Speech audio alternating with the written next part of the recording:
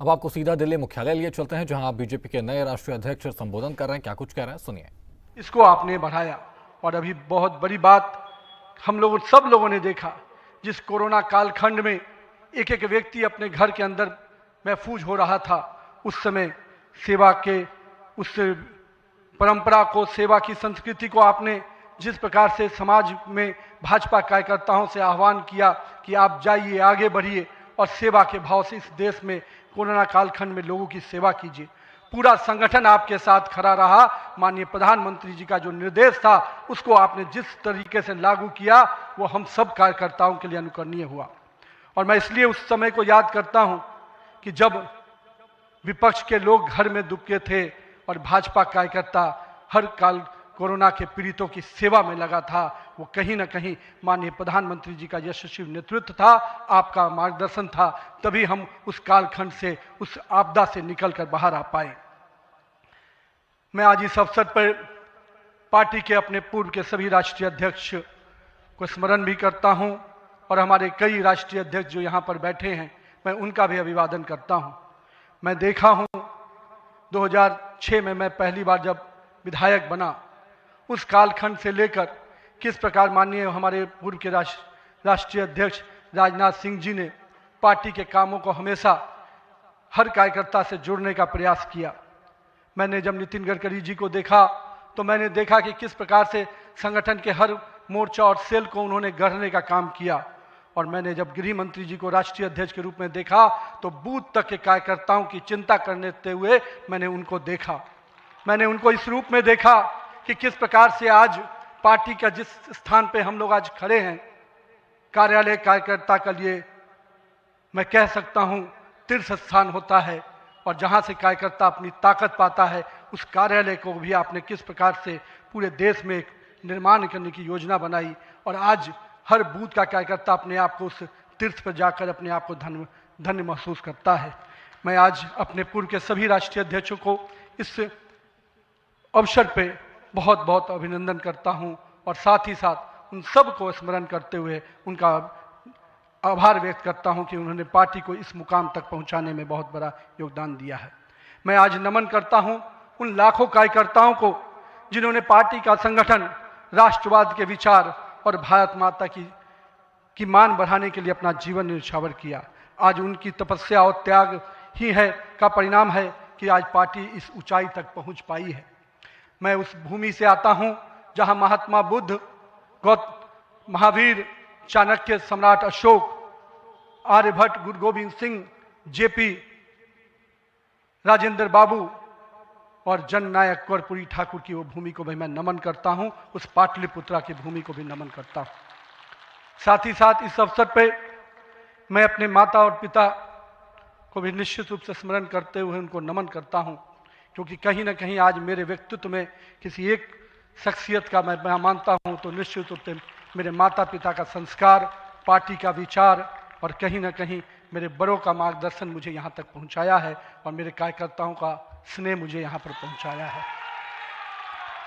आज के दिन मैं अपने क्षेत्र की जनता को भी प्रणाम करता हूँ, जिसने मुझे एक विधायक के रूप में चुना जरूर, पर संगठन ने मुझे जिस प्रकार से गढ़ने का काम किया, आज मैं इसी कारण से उस जनता के आशीर्वाद और पार्टी के मार्गदर्शन के कारण यहाँ तक पहुँच पाया हूँ। आज का क्षण मेरे लिए संकल्प का क्षण है। आज सिर्फ एक पद को धारण नहीं कर रहा हूँ, मैं पार्टी के इस विचार को, परंपराओं को, एक राष्ट्रवादी आंदोलन की जिम्मेदारी को स्वीकार कर रहा हूँ। और मैं इस अवसर पर साथ अपने सभी वरिष्ठ कार्यकर्ताओं को भी प्रणाम करता हूँ। साथियों, हम लोगों ने देखा है श्यामा प्रसाद मुखर्जी जी का प्रखर राष्ट्रवाद किस प्रकार से हमारे हर कार्यकर्ताओं के मन में बसा हुआ है। पंडित दीनदयाल जी के उपाध्याय के अंत्योदय और माननीय स्वर्गीय अपने सधे भारत रत्न अटल बिहारी वाजपेयी जी का सुशासन की राजनीति, आज माननीय प्रधानमंत्री जी उसको आत्मसात करते हुए विकसित भारत की परिकल्पना हम सबके सामने रखी है। और आज 140 करोड़ भारतवासी अपने आप को इस विकसित भारत के सपने के साथ जोड़कर देश को आगे बढ़ाने में लगा है। मैं इसके लिए तहे दिल से माननीय प्रधानमंत्री जी का आभार व्यक्त करता हूँ। अभी माननीय प्रधानमंत्री जी अपने संबोधन में बता रहे थे किस प्रकार से अंत्योदय की योजनाओं को उन्होंने नीचे उतारा है। जल जीवन मिशन ही नहीं, हम महिलाओं को 11 करोड़ शौचालय की योजना को भी याद करना चाहेंगे। किस प्रकार से महिलाओं का सम्मान बढ़ा। 13 करोड़ 4 करोड़ लोगों को पक्के मकान मिले, 42 करोड़ लोगों को आयुष्मान भारत, 56 करोड़ लोगों के जनधन खाते खुले।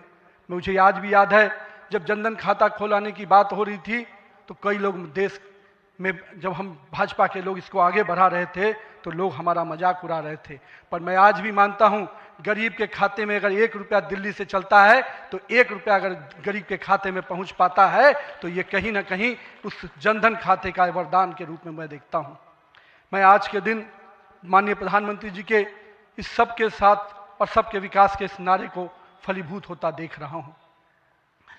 हम लोगों ने लंबे समय से कुछ नारे को, भाजपा के कार्यकर्ता, हमारे जनसंकाल के कार्यकर्ता लगातार कुछ नारे को गढ़ते थे। रामलल्ला हम आएंगे, मंदिर वहीं बनाएंगे, जहां हुए बलिदान मुखर्जी वो कश्मीर हमारा है, एक देश में 2 विधान 2 प्रधान 2 निशान नहीं चलेगा। साथियों, आज भाजपा के कार्यकर्ताओं ने वो कालखंड देखा जब अयोध्या का भव्य राम मंदिर का मार्ग प्रशस्त हुआ। आज जम्मू कश्मीर की जनता ने 370 धारा से मुक्ति का दौर देखा। आज सांस्कृतिक व राष्ट्रवाद की विचारें और मजबूत हो रही हैं। साथियों, मुझे याद है अब वो समय जब हम लोग आज श्रीनगर के लाल चौक पर तिरंगा लहराते देखते हैं तो गर्व की अनुभूति होती है। हमने वो दौर भी देखा था जब पाकिस्तान के झंडे लहरा रहे थे और दिल्ली की सरकार बैठकर मौन बैठी थी उस समय, क्योंकि वो समय हम लोगों ने युवा मोर्चा के कालखंड में काम करने का जब मौका मिला था तो हमने देखा था उस समय जब माननीय प्रधानमंत्री जी उस कालखंड से 370 को समाप्ति किए तो कहीं ना कहीं पूरे कश्मीर की फिजा बदली है और आज कश्मीर का लाल चौक तिरंगे से लहराया नहाया नजर आता है। ये परिवर्तन हमारे देश में आया है। साथियों, हम भारतीय जनता पार्टी के उस समान राजनीतिक दल नहीं जिसके लिए हम काम करते हैं, हम उस विचार के साथ काम करते हैं जिस विचार से हम राजनीतिक अभिव्यक्ति के साथ साथ उस नारे के साथ काम करते हैं जहां राष्ट्र प्रथम के नारे, नेशन फर्स्ट, पार्टी नेक्स्ट और सेल्फ लास्ट, माननीय प्रधानमंत्री जी ने इस नारे के साथ हम लोग को जोड़ा है, हमारे नेतृत्वकर्ता ने हमें जोड़ा है और हम सब के लिए ये प्राथमिकता होनी चाहिए कि हम राष्ट्र के आगे रखकर ही अपने कामों को आगे बढ़ाएं। साथियों, हम अपने नेतृत्वकर्ता के संघर्ष और बलिदान से सीखने की आवश्यकता है। ये हम वैसे राजनीतिक दल के लोग हैं जहां राजनीतिक सत्ता नहीं साधना है, राजनीतिक भोग नहीं त्याग है, राजनीतिक ऐशो आराम नहीं तपस्या है, राजनीतिक कोई पदभार नहीं उत्तरदायित्व है।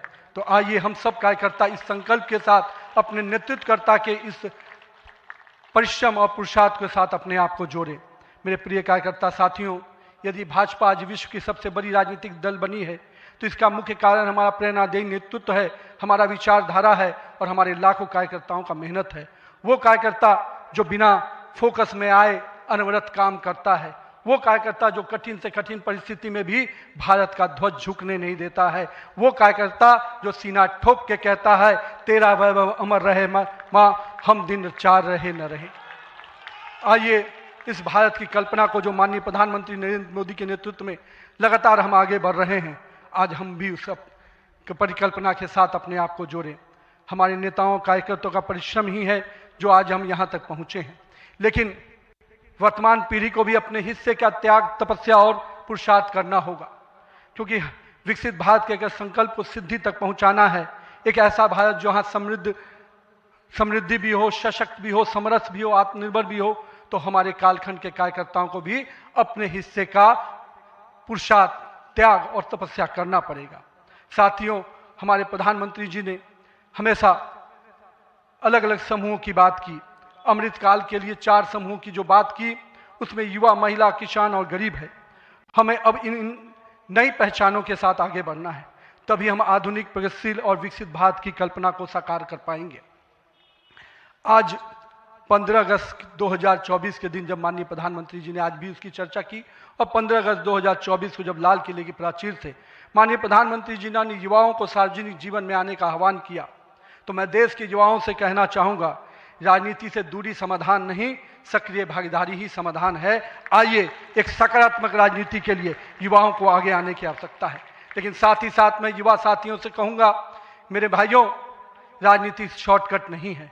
राजनीति 100 मीटर का रेस नहीं है, राजनीति लॉन्ग मैराथन है, जहां स्पीड का नहीं स्टेमिना का टेस्ट होगा। तो आइए राजनीति के इस पिच पर हम अपनी जड़ों को मजबूत कर कर काम करें। और भारतीय जनता पार्टी का वॉच टावर तो बहुत स्ट्रांग होता है मित्रों, इसलिए आप अपने बूथ में निरंतर रूप से काम करते रहिए, अपने मंडल में काम करते रहिए। भाजपा का वॉच टावर, भाजपा का केंद्रीय नेतृत्व इतना मजबूती तरीके से हर पारी से नजर रखता है, कहीं ना कहीं आपको भी उस मुकाम तक पहुंचाएगा।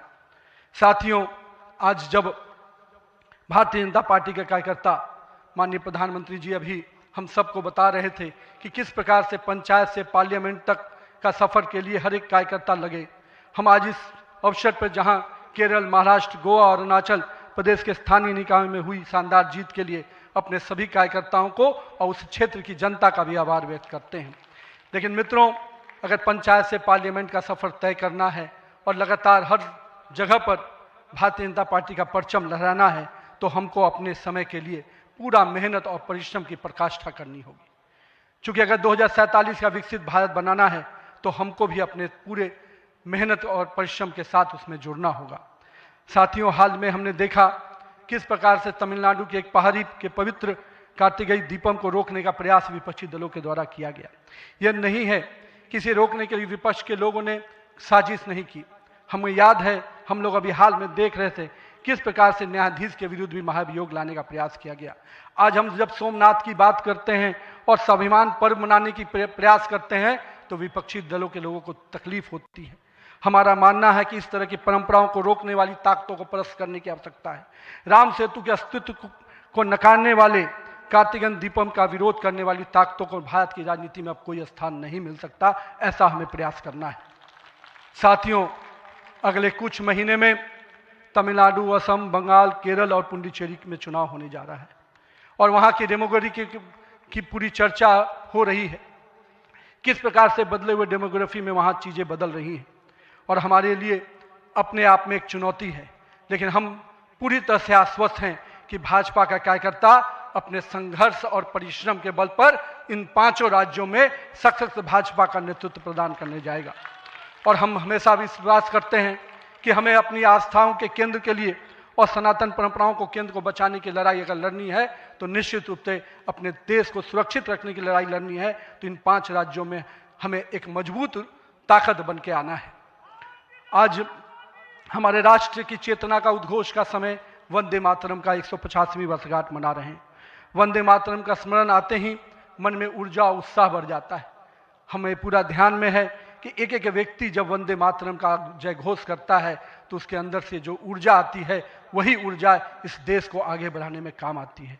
तो आइए हम सबको मिलकर 150वीं वर्षगांठ को हर जन जन तक पहुंचाएं, हर युवा तक पहुंचाएं, हर महिला तक पहुंचाएं, क्योंकि वंदे मातरम हमारे अंदर का वो विश्वास है जो इस देश के विकास के साथ जुड़ेगा। सत्ता को सेवा का माध्यम बनाते हुए माननीय प्रधानमंत्री जी ने पिछले 25 वर्षों में जिस प्रकार से सरकार के मुखिया के रूप में गुजरात में और अब देश के प्रधानमंत्री के रूप में भारत के विकास में लगातार अब काम कर रहे हैं, निश्चित रूप से आपका प्रेरणादायी नेतृत्व हम जैसे नए कार्यकर्ताओं के लिए, हम जैसे पार्टी के कार्यकर्ताओं के लिए एक मापदंड है जिसको हम लोग निश्चित रूप से आपसे सीखते हैं। और मैं तो कहूँगा कि जिस सुशासन को मॉडल को आपने पूरे देश और विश्व में स्थापित किया है, अन्य सभी राज्य सरकारों को भी उस मॉडल के साथ काम करना चाहिए, तभी हम विकास के सही मापदंड को अंतिम व्यक्ति तक पहुंचा पाएंगे।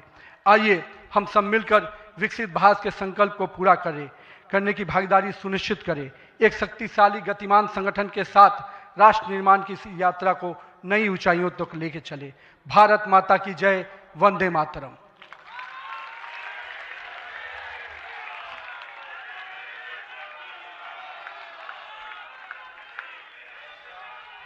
बहुत बहुत धन्यवाद आदरणीय नितिन नवीन जी।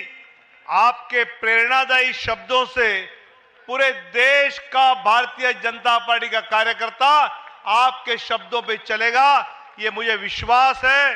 मैं आदरणीय प्रधानमंत्री जी, सभी नेताओं का धन्यवाद करता हूं और अभी हम सब राष्ट्रगान से इस कार्यक्रम की समाप्ति करेंगे।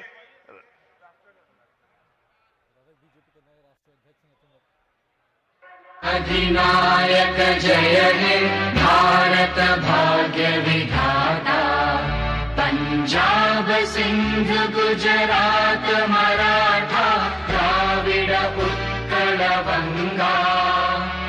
विंध्य हिमाचल यमुना गंगा उच्चल जलधि तरंगा।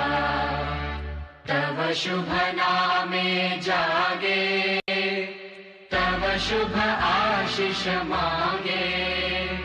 गाहे तव जय गाथा जन गण मंगलदायक जय हे भारत भाग्य विधाता। जय हे जय हे जय हे जय जय जय जय हे। भारत माता की, भारत माता की। हम सब अपने तो बीजेपी को नया राष्ट्रीय अध्यक्ष मिल गया है नितिन नवीन के रूप में। और आपको बता दें कि इस दौरान दिल्ली मुख्यालय पर संबोधित करते हुए नजर आ रहे थे नितिन नवीन। और इस दौरान आपको बता दें कि प्रधानमंत्री नरेंद्र मोदी ने उन्हें माला पहनाकर स्वागत किया। इस दौरान उन्होंने नए राष्ट्रीय अध्यक्ष बनने पर बधाई और शुभकामनाएं दी। साथ ही साथ पीएम मोदी ने यह भी कहा कि मैं कार्यकर्ता हूं, नितिन नवीन मेरे बॉस हैं और हम सभी के अध्यक्ष हैं नितिन नवीन। इस दौरान मंच पर जेपी नड्डा, केंद्रीय मंत्री और नितिन गडकरी ने उन्हें पुष्पमाला पहनाया। और इस दौरान आपको बता दें कि पुष्पमाला भेंट किया। और आपको बता दें कि इस दौरान केंद्रीय गृह मंत्री अमित शाह भी मौजूद रहे मंच पर। और रक्षा मंत्री राजनाथ सिंह, प्रधानमंत्री मोदी और डॉक्टर लक्ष्मण इस दौरान मंच पर मौजूद रहे और इस दौरान संबोधित करते हुए नजर आए जेपी नड्डा। और आपको बता दें कि इस दौरान उन्होंने भी बधाई दी। इस दौरान आपको बता दें कि बीजेपी शासित राज्यों के मुख्यमंत्री इस दौरान वहां पर मौजूद रहे और यूपी के सीएम योगी आदित्यनाथ इस दौरान मौजूद रहे। और जितने भी प्रदेश के बीजेपी प्रदेश शासित राज्य हैं वहां के मुख्यमंत्री वहां पर मौजूद रहे और इस दौरान इस के साक्षी बने। आपको बता दें कि नितिन नवीन बीजेपी के नए राष्ट्रीय अध्यक्ष बन चुके हैं और इस दौरान वे संबोधित करते हुए भी नजर आ रहे थे। इस दौरान आपको बता दें कि उन्होंने युवाओं को बीजेपी से जुड़ने की भी बात कही और युवाओं पर जोर देते हुए नजर आए। उन्होंने आपको बता दें कि बीजेपी युवा मोर्चा से भी जुड़े रहे नितिन नवीन और 5 बार के विधायक रहे हैं नितिन नवीन। आपको बता दें कि नितिन नवीन को बीजेपी संगठन, वहीं युवा नेता, युवा चेहरा और युवा सोच वाली बीजेपी, आपको बता दें कि युवाओं को जोड़ने की पहल की जा रही है बीजेपी की तरफ से। वहीं नितिन नवीन अध्यक्ष बन चुके हैं। आपको बता दें कि नए अध्यक्ष बनाए गए। इस दौरान जेपी नड्डा ने भी उन्हें बधाई दी और प्रधानमंत्री नरेंद्र मोदी ने माला पहनाकर उनका स्वागत किया। इस दौरान उन्होंने बधाई और शुभकामनाएं भी दी। आपको बता दें कि इस दौरान केंद्रीय मंत्रियों की तरफ से भी बयान सामने आएंगे। ये लाइव तस्वीरें जहां पर रक्षा मंत्री राजनाथ सिंह पुष्प अर्पित करते हुए नजर आ रहे हैं और उससे पहले प्रधानमंत्री नरेंद्र मोदी भी पुष्प अर्पित कर रहे थे। आपको बता दें कि केंद्रीय गृह मंत्री अमित शाह भी इस दौरान पुष्प अर्पित करते हुए नजर आ रहे हैं। और आपको बता दें कि इस दौरान युवा चेहरा नितिन नवीन भी वहां पर मौजूद हैं जो नए राष्ट्रीय अध्यक्ष बन चुके हैं। ऐसे में आगामी समय में नितिन गडकरी यहां पर पुष्प अर्पित करते हुए नजर आए और जेपी नड्डा यहां पर, केंद्रीय मंत्री यहां पर पुष्प अर्पित करते हुए नजर आ रहे हैं। तस्वीरों के माध्यम से आप देख सकते हैं कि इस दौरान ये सभी पुष्प अर्पित करते हुए नजर आ रहे हैं और डॉक्टर लक्ष्मण इस दौरान पुष्प अर्पित कर रहे हैं।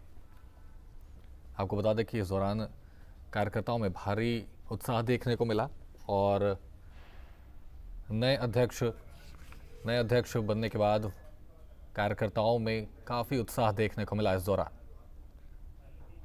आपको बता दें कि इस दौरान भारी संख्या में दिल्ली मुख्यालय के बाहर जश्न मनाया जा रहा है। लोग एक ढोल नगाड़े बजा रहे हैं, आतिशबाजी कर रहे हैं अपने नए अध्यक्ष बनने पर। और नए अध्यक्ष के बनने के साथ ही साथ बिहार की बांकीपुर सीट पर भी जश्न का माहौल बना हुआ है। वहां पर भी कार्यकर्ता जश्न मनाते हुए नजर आ रहे हैं नितिन नवीन के राष्ट्रीय अध्यक्ष बनने पर। और आपको बता दें कि इस दौरान भारी संख्या में मुख्यालय पर लोग मौजूद हैं, कार्यकर्ता मौजूद हैं।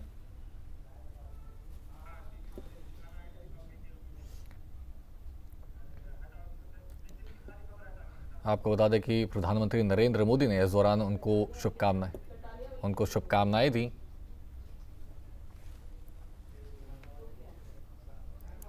और बधाई देते हुए नजर आए प्रधानमंत्री नरेंद्र मोदी। इस दौरान प्रधानमंत्री नरेंद्र मोदी ने उन्हें माला पहनाकर स्वागत किया और प्रधानमंत्री मोदी ने ये भी कहा कि मैं कार्य करता हूं, नितिन नवीन मेरे बॉस हैं, हम सभी के अध्यक्ष हैं नितिन नवीन। तो प्रधानमंत्री नरेंद्र मोदी ने अपने संबोधन के दौरान इन तमाम बातों का जिक्र किया।